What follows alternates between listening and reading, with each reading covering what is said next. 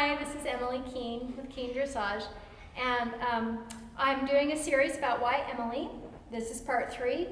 I just covered coaching versus instruction and specific language, and that leads us right into the next concept, which is putting things into context.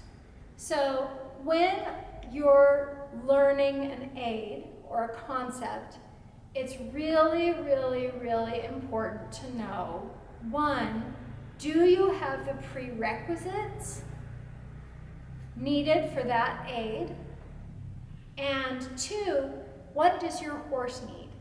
And I see people getting in a lot of trouble because they're applying concepts that are not wrong concepts, they're right concepts, and they're misapplied. So the most common example of this is contact in the outside rein.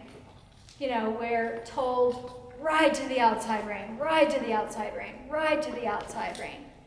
And that's not wrong. That's right. You should ride to the outside rein.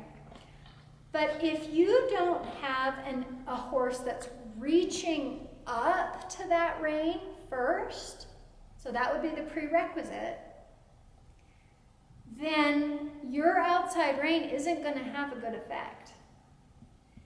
And the second part of that is, what does your horse need? If your horse really, really, really sucks back on the outside and is super claustrophobic over there and has been taught to never, never go over there, you may need to leave that door open for a few rides until that horse feels safe going over there. And so I see that all the time, people applying rules sort of without contextualizing them. What do you need now?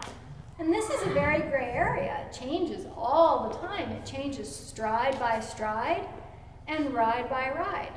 And you need to be able to read where your horse is to be able to know what to apply. So a lot of times people will ask me a question, and my very first thing I say is, it depends. Because for those 2 reasons.